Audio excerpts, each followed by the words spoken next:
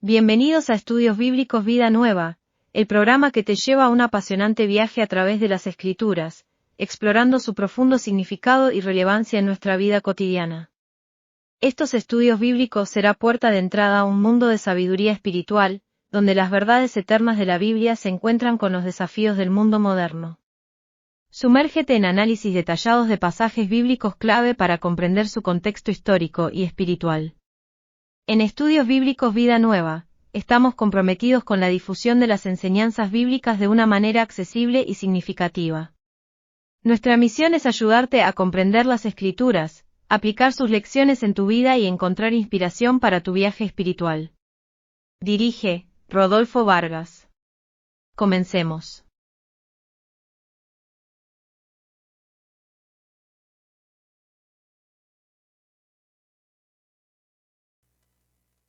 Muy buenas tardes, muy buenas noches, muy buenos días, amada audiencia. Les saludo con la dulce paz del Señor. Estamos nuevamente en estos estudios bíblicos Vida Nueva Online, donde realmente estamos estudiando la palabra de Dios para poder prepararnos para esta gran comisión, la que nos dejó el Señor Jesucristo, ¿verdad? Dice que la palabra, toda la escritura es inspirada por Dios y útil para enseñar, para instruir, para redarguir, para corregir, a fin de que el hombre de Dios esté enteramente preparado, dice la palabra de Dios, para toda buena obra. Y bueno, cuando estudiamos la palabra, cuando nos proponemos estudiar realmente, hacer una disciplina. Hablando de disciplinas, estamos viendo que una de las disciplinas para el cristiano de hoy en día, para el discípulo, es la disciplina de la lectura de la palabra de Dios. Cuando nosotros nos disciplinamos en estudiar todos los días la palabra de Dios, así como nos alimentamos en nuestro cuerpo físico todos los días, esto es importante porque nos hace fuerte, nuestra fe se fortalece. Esto es algo maravilloso, hermano. Usted tiene que encontrarle el gustito de la lectura diaria de la palabra de Dios. Es una disciplina que usted tiene que esforzarse, así como los atletas, así como todos los otros que dio ejemplo el apóstol Pablo acerca de lo que hace, ¿no? Para esforzarse para recibir el primer premio, ¿no? El trofeo. Entonces nosotros tenemos que esforzarnos para leer la palabra de Dios día y noche, ¿sí? Vamos a leer un poquito el texto lema en el cual empezamos la palabra de Dios, y dice el apóstol Pablo a Timoteo en la segunda carta, capítulo 2, verso 15, dice: procura con diligencia presentarte a Dios aprobado, como obrero que no tiene de qué avergonzarse, que traza bien la palabra de verdad. En resumidas cuentas, todo esto podemos concluir el esfuerzo y el deseo de cada día estar aprendiendo más y más de la palabra de Dios, ¿no es cierto? De trazar bien, de predicar la palabra, de hablar lo que es correcto sin manipularla, sin cortarla, no sin adulterarla. Esto es bueno porque la palabra de Dios realmente es algo hermoso que transforma la vida de cada uno de aquellos que no conocen al Señor. Bueno, y vamos ya directamente al capítulo 21. El capítulo 21 tiene 41 versículos, y este capítulo, haciendo memoria del anterior capítulo, el 20, donde nos quedamos, la última parte habla acerca de Pablo, ¿no? En Efeso, cuando reunió a todos los ancianos para despedirse, y porque se iba a ir a Jerusalén, y ahí realmente les dice todas las cosas que él hizo, ¿no? Y que también les llama a la reflexión, ¿no es cierto? Y también les advierte de que cuando él se vaya iban a venir lobos rapaces que no perdonaban al rebaño. Todo esto que él les dice, ¿no? Y dice que lloraron, se abrazaron al cuello de él y lo despidieron ese día. Y el verso número 1, el capítulo 21, perdón, y el verso número 1 de este capítulo dice: después de separarse de ellos, de los ancianos y que estaban ahí, zarpamos y navegamos directamente a Cos. Al día siguiente fuimos a Rodas y de allí a Pátara. Verso 2. Y como encontramos un barco que iba para Fenicia, subimos a bordo y zarpamos. Verso 3. Y después de avistar Chile, Chipre, y de pasar al sur de la isla, navegamos hacia Siria y llegamos a Tiro, donde el barco tenía que descargar. ¿Qué podemos decir de esto? Que los viajes de Pablo siempre implicaban largos trayectos, ¿no? Y en esa época no había avión, no había tren, no había solamente hoy uno tenía que ir a pie o en barco, ¿no? Lo que generaba un gran desgaste físico y un cansancio tremendo, hermanos. A veces cuando voy para Bolivia, cuando tengo que ir, hay tramos que tengo que ir en bus y es cansador. El hecho de estar sentado, recorrer muchos kilómetros. Y acá Pablo recorría kilómetros y kilómetros. Viaje, su segundo viaje. Pero Pablo no se amilana, ¿no? Ante la tarea. Sigue la guía del Espíritu Santo. Él no le importaba el cansancio.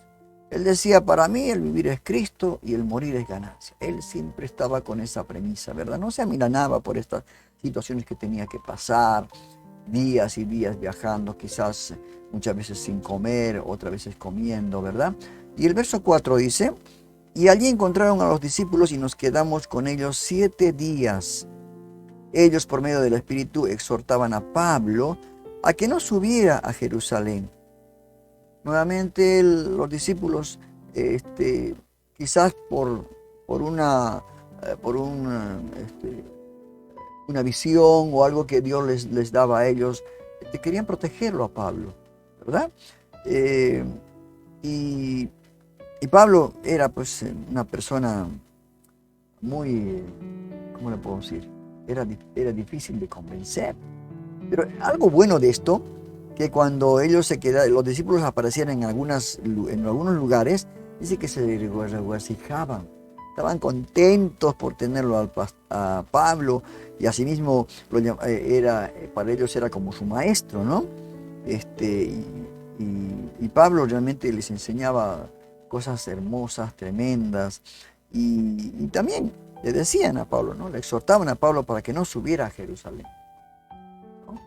Pues era una clara advertencia de que lo esperaba allí, estas cosas que lo iban a esperar, ¿verdad? La cárcel, las cadenas y aún quizás hasta la muerte. Verso 5. Pero al cabo de algunos días partimos, dice, y continuamos nuestro viaje.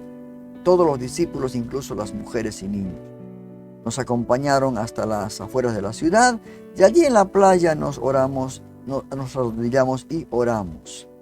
Este era lo que hacía Pablo siempre, en todo lugar, con la iglesia, con los hermanos, antes de viajar o hacer alguna actividad en la iglesia. Él siempre oraba, encomendaba los planes a Dios y confiaba, ¿no?, en que Él haría la voluntad para que todo esto se realice, ¿no es cierto?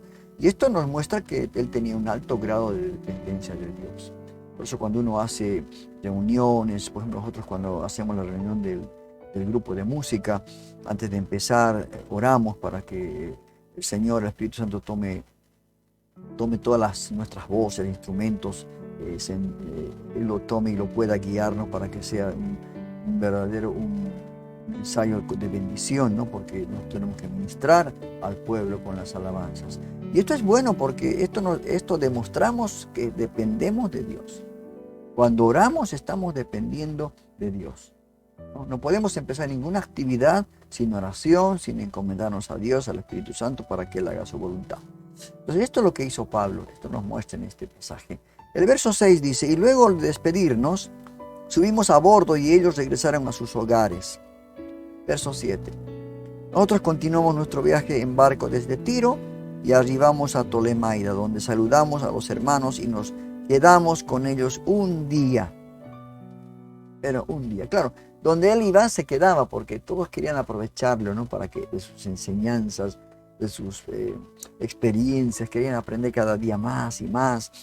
Y esto es importante. Y por eso le pedían que se quedara algunos días con ellos para compartir, ¿no? Esto es hermoso cuando la iglesia llega alguien de afuera y realmente quiere aprender más, algo nuevo, algo que llene sus expectativas, su deseo de aprender más la palabra. Y esto pasaba con Pablo. El verso 8 dice, al día siguiente salimos y llegamos a Cesarea y nos hospedamos en la casa de Felipe el evangelista. Este Felipe que le ayudó a interpretar, a saber de quién era ese escrito de Isaías que leía este eunuco. Este fue Felipe, que después desapareció y este eunuco se bautizó, ¿no? Porque dijo que quería bautizarse y qué obstáculo había, ninguno. Y se bautizó. Qué hermoso. Este es Felipe. Dice que llegó a la casa del evangelista Felipe, que era uno de los 7. Verso 9. Y tenía 4 hijas solteras que profetizaban. Qué hermoso ministerio de aquel tiempo, qué don de profecía, ¿no? De aquel tiempo que estaba vigente. Ahora, esto que ya no, porque tenemos toda la profecía completa. 66 libros de la Biblia que hay, lo dice todo, ¿verdad? Y tenía 4 hijas, dice que también profetizaban, ¿no? Y al ver esto era una clara evidencia de la continuidad del don profético en medio de la iglesia, ¿no? Que quizás hoy en día muchos piensan que esto continúa y no es así. Algunas iglesias aceptan, otras no, ¿verdad? Y dice el verso 10, llevamos allí varios días, dice el apóstol Lucas, ¿no? Que está hablando de esto. Cuando bajó de Judea un profeta llamado Ágabo. Mire usted, bajó de Judea un profeta llamado Ágabo, ¿no? Ahí nos encontramos, se encontró con este profeta, ¿no? Y así como Felipe, siendo llamado evangelista por su ministerio, ¿no? Tenía estas hijas profetas. Dice que de Jerusalén, de Judea, bajó un profeta llamado Ágabo. Y veamos para qué tuvo su encuentro. A ver, ¿qué le dijo este profeta? El verso 11. Este vino a vernos y tomando el cinturón de Pablo, se ató con él, con el cinturón, de pies y manos, y dijo, así dice el Espíritu Santo. De esta manera atarán los judíos de Jerusalén al dueño de este cinturón y lo entregarán en manos de los gentiles. Mire usted esa profecía que lanzó sobre la vida de Pablo. Ahora, este profeta Ágabo era conocido como profeta por la iglesia, ¿no? Expone lo que le iba a pasar a Pablo, quien habría de sufrir cárceles, ataduras por el nombre de Cristo. Y vemos que al recibir esta profecía, Pablo sigue con la decisión tiene que tener la decisión, ¿no? de hacer o no, subir o no subir. Y esta profecía revela el futuro inmediato de Pablo, lo que le iba a acontecer. Entonces, también le muestra claramente, ¿no?, las consecuencias de seguir con su empeño de dar a conocer la verdad. Ya una oportunidad Pablo había recibido una visión, ¿no?, donde el Señor le dijo que no calle, que siga predicando. Corintios fue esto. Y que tenía mucha gente en ese lugar. Entonces Pablo ya tenía la convicción, sabía a lo que apuntaba, ¿cierto? Y dice el verso 12, al oír esto, nosotros y los de aquel lugar, le rogamos a Pablo que no subiera a Jerusalén. Mire usted, no solamente el profeta Ágabo, sino también ya le habían dicho que no suba cuando se despidió de los ancianos en Efeso, ¿verdad?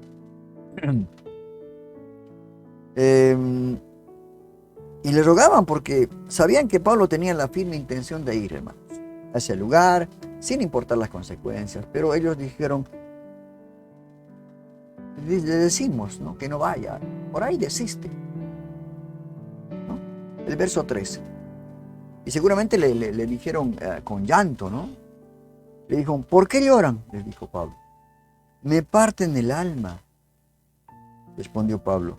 Por el nombre del Señor Jesús estoy dispuesto no solo a ser atado, sino también a morir en Jerusalén. Mire usted, hermano, fue tal el impacto de la profecía que dijo Ágabo, que muchos de los que estaban allí y los que amaban a Pablo realmente no querían verlo sufrir, que sea humillado de tal manera, porque allí realmente las cárceles no eran algo lindo, ¿verdad? Vivir en esa situación. Y Pablo acerca de esto, porque les preguntó, dice, ¿qué está haciendo llorando y afligiéndome el corazón? Les tuvo que decir, ¿no? Que estaba mal, que no lo pongan mal, ¿no? Que tenía que cumplir el mandato del Señor. Y él tenía la convicción de hacer lo que Dios le había enviado a hacer, ¿no? Ya en su encuentro en camino a Damasco, cuando le dijo, ¿por qué me persigues? Y él dijo al profeta también que iba a ser realmente un instrumento humano, ¿no? Y le va a enseñar cuánto es sufrir por la causa del Evangelio, ¿cierto? Entonces, Pablo, la disposición de ir hasta las últimas consecuencias, siempre nos muestra, ¿no? La convicción de Pablo, de entregar su vida por causa de su amor por Cristo. Por eso estas palabras de Pablo cuando decía, para mí el vivir es Cristo y el morir es ganancia, es algo indudable, realmente unas palabras tan hermosas de Pablo. Verso 14. Dice, como no se dejaba convencer, desistimos exclamando que se haga la voluntad del Señor.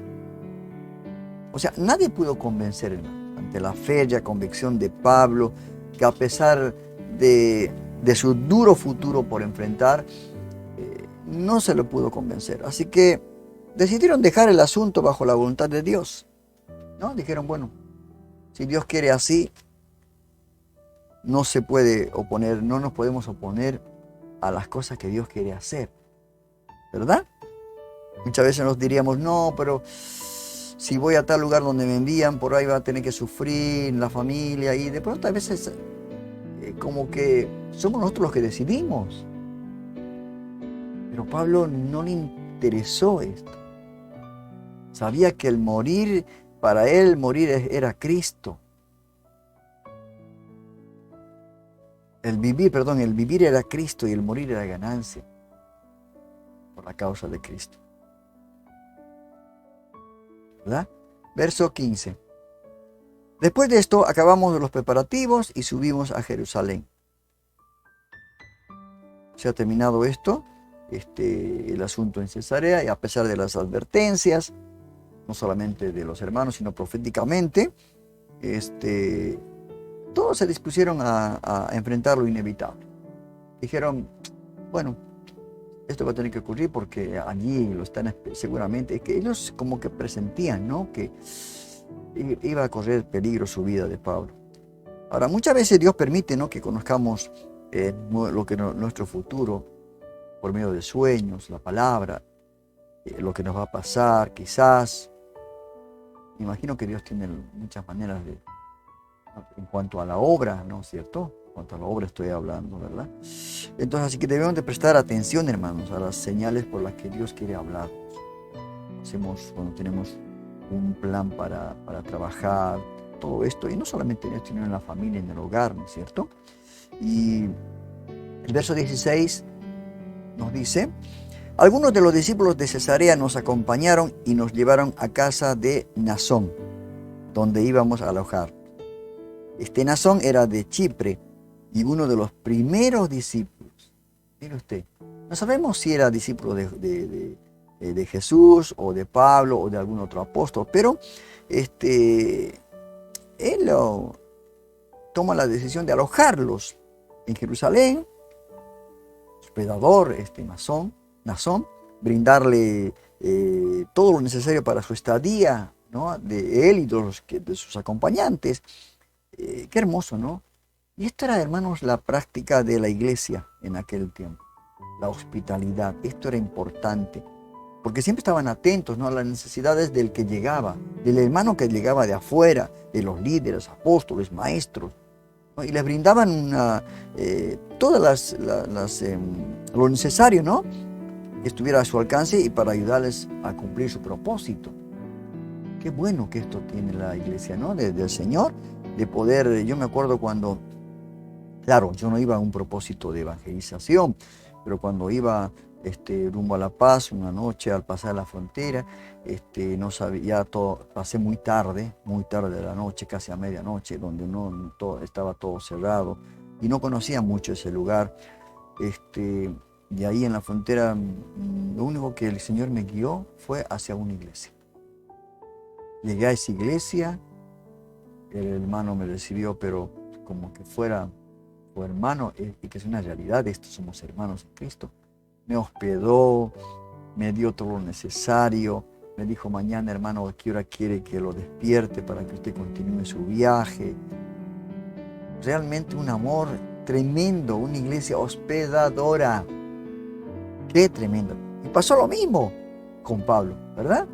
Y con este Mnasón que realmente fue un hombre de Dios que les proveyó todas las comodidades, las necesidades para que los que están con Pablo puedan cumplir el propósito del Señor.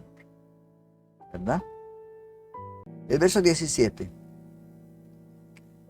Cuando llegamos a Jerusalén, los creyentes nos recibieron calurosamente, dice. Los recibieron calurosamente. O sea, ahí entró en funcionar la koinonía, ¿no? La comunión entre los creyentes. Era más que evidente, mostrándose el fervor, ¿no? El amor al prójimo, la ayuda, sabiendo lo que estaban pasando en ese momento, ¿verdad? Verso 18. Al día siguiente Pablo fue con nosotros a ver a Jacobo y a todos los ancianos que estaban presentes allí en Jerusalén, ¿verdad? Pablo se encuentra en este momento con el apóstol Jacobo, Santiago, ¿no? Que era considerado como uno de las columnas de la iglesia en Jerusalén, junto a Pedro y Juan, ¿no? Esto nos dice Gálatas capítulo 2, verso 9 también ahí. Y en la reunión también podemos ver que no solo estaba él, sino que le acompañaban ancianos y referentes de la fe en Jerusalén. O sea, muchas personas estaban con ellos, ¿no? Cuando se reunieron. ¿Qué más? Dice: fuimos nosotros a ver a Jacobo y los ancianos que estaban presentes. Y el verso 19 dice: después de saludarlos, Pablo les relató detalladamente lo que Dios había hecho entre los gentiles por medio de su ministerio. Pablo les da a conocer todo lo que él hizo, lo que él compartió con los hermanos de la fe, todo lo que había hecho como obras de sanidad, evangelismo, enseñanza. Dice que el poder, y le contaba que el poder de Dios fueron evidentes durante todo su ministerio. Él estaba dando un informe de lo que había experimentado cuando salió de Jerusalén para ir hasta Antioquía y hacer sus primeros y segundos viajes misioneros. Verso 20. Al oírlo, alabaron a Dios. Luego le dijeron a Pablo, ya ves, hermano, cuántos miles de judíos han creído en ti. Todos ellos siguen aferrados a la ley. Ahora, escuchar a Pablo, hermanos, debió ser algo sorprendente, ¿no? Debido a sus relatos de historias, de sus viajes, de lo que había pasado, realmente cuando habló con los atenienses, todas estas cosas que ya vimos en anteriores capítulos. Y él les recomienda, ¿no? Les comenta a todos los que se convirtieron al judaísmo. Del judaísmo aún persisten en el apego que tienen la ley y sus costumbres también, ¿no? Otra parte también de la otra cara de la moneda. El verso 21. Dice: ahora bien, después de haberles dicho, ¿no? Ahora bien, han oído decir que tus enseñanzas, Pablo, que tú enseñas, que se aparten de Moisés todos los judíos que viven entre los gentiles. Mire usted, ¿no? Les recomiendas que no circunciden a sus hijos ni vivan según nuestras costumbres. Nada de esto pasó. Pero ahí está el enemigo, ¿verdad? Ahí está el enemigo. Yo creo que al parecer a oídos llegó a ellos, ¿no? Lo que había enseñado Pablo, quien según ellos les recomendaba, ¿no?, a los nuevos convertidos judíos apartarse de las enseñanzas de Moisés, no siguiendo el ritual de la circuncisión, ni vivir en las costumbres judías. El verso 22. ¿Qué vamos a hacer? Sin duda se van a enterar de que has llegado.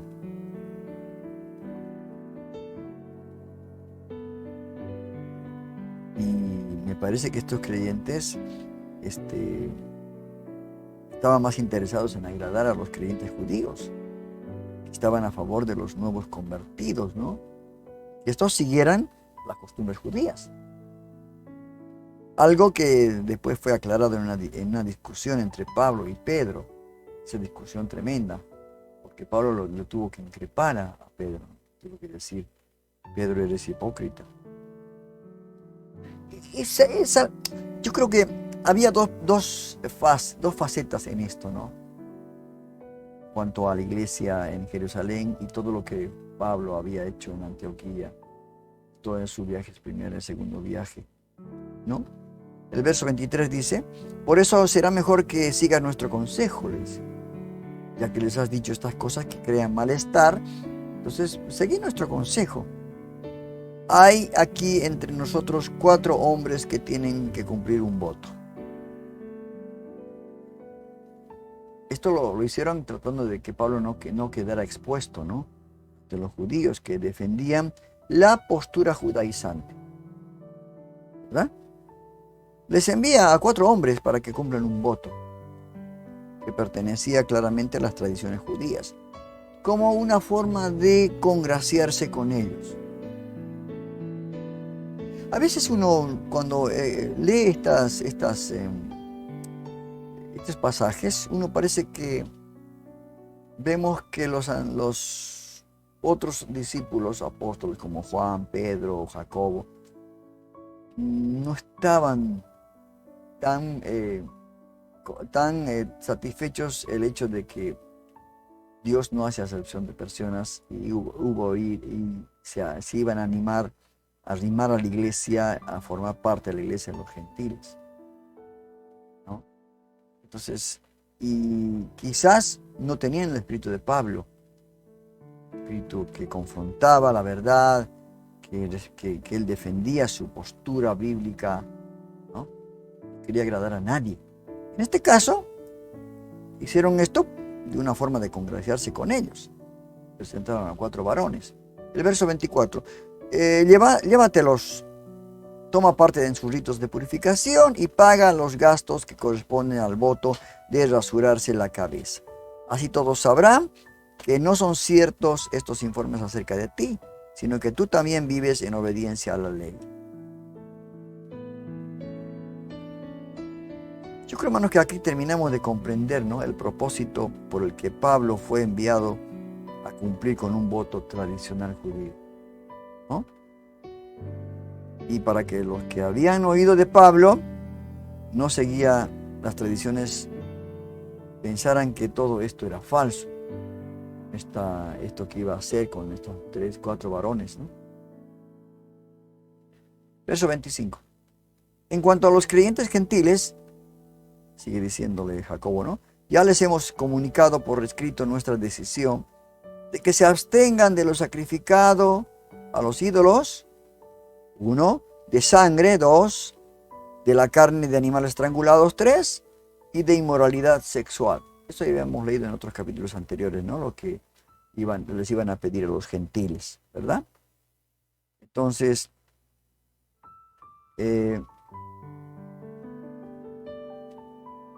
yo a veces cuando pienso en esta situación en la cual estaba viviendo Pablo, fue realmente algo incómodo para él.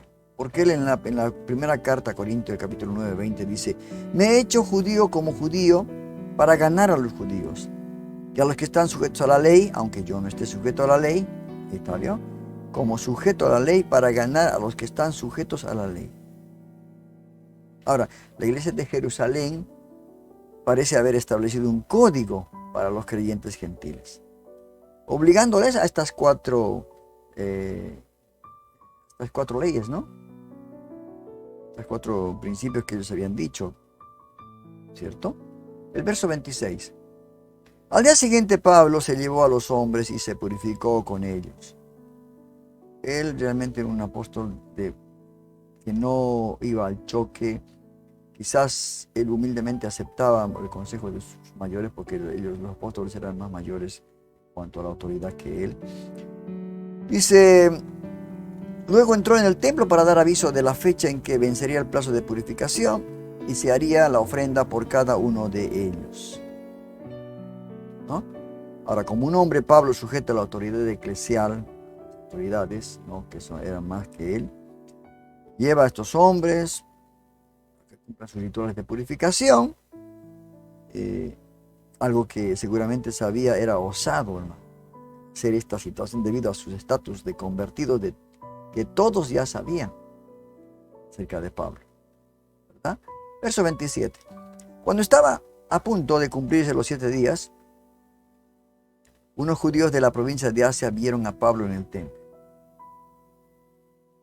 Alborotaron a toda la multitud y le echaron mano.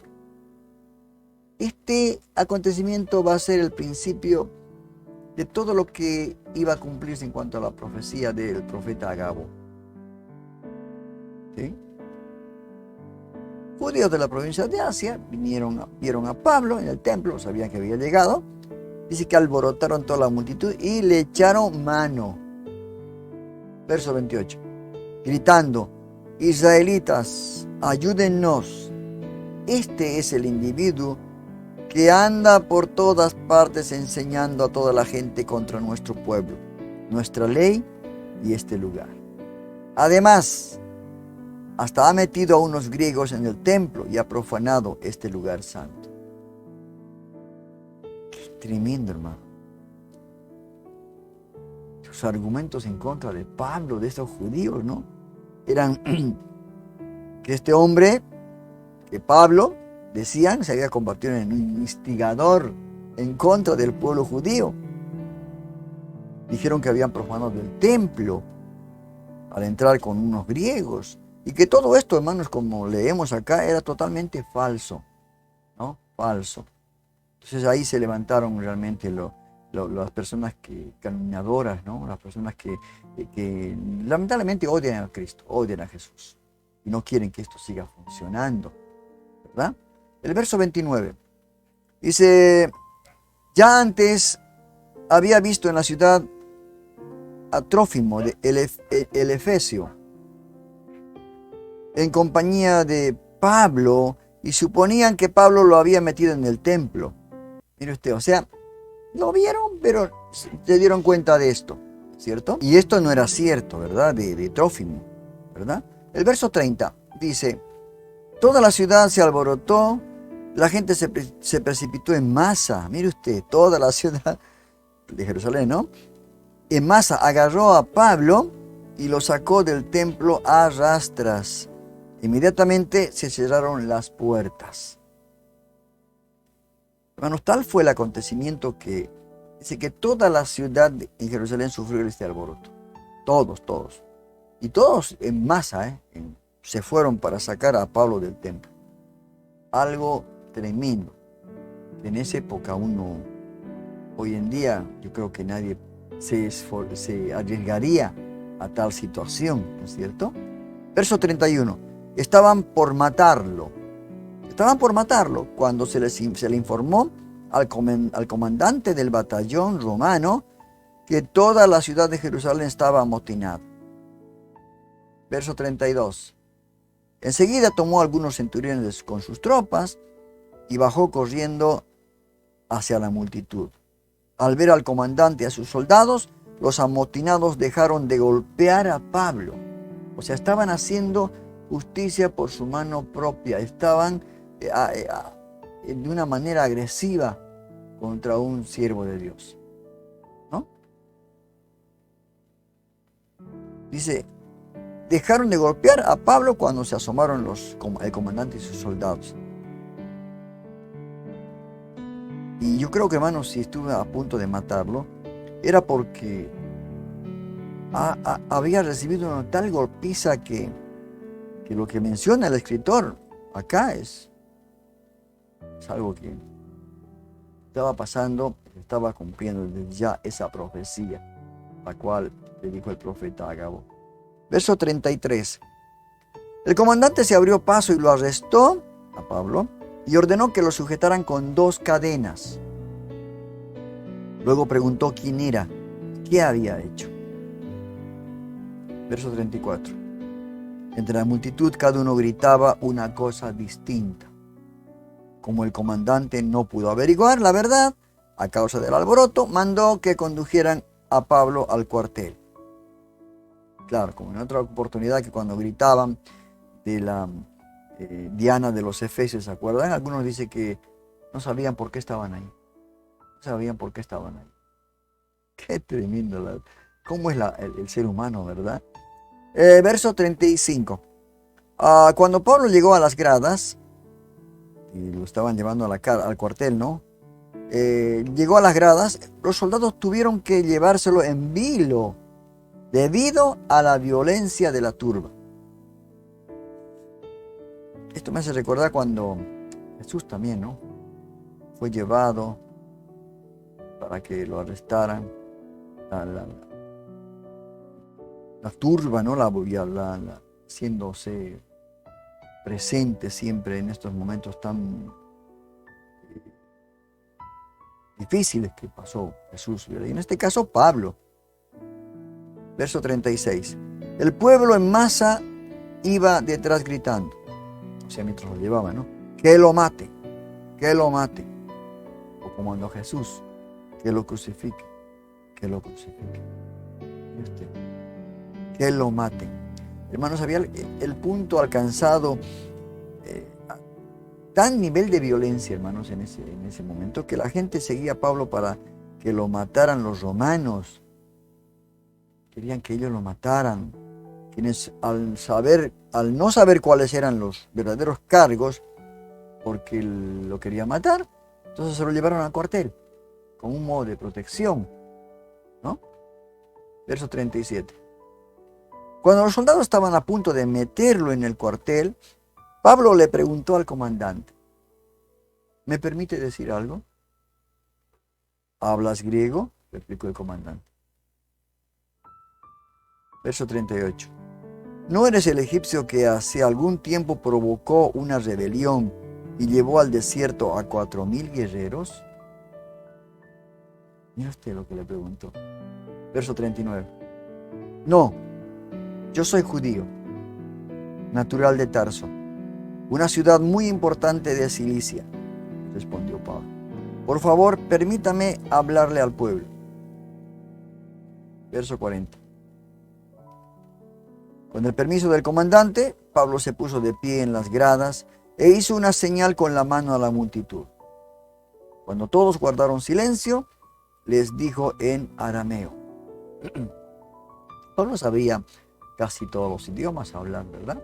Era un hombre muy de mucha lectura, inteligente, sabio. Y cuando se recuperó de esta golpiza que le dieron, ¿no?, a Pablo, pudo hablar con el comandante, quien descubre que habla griego. Y ahí donde le pregunta, ¿no? Y este soldado se imaginaba que era un rebelde egipcio guerrillero, que le dice, ¿no?, que una vez hubo un rebelde egipcio que llevó al desierto casi a 4,000 guerrilleros, todo esto, pero no. Se dio cuenta que no era.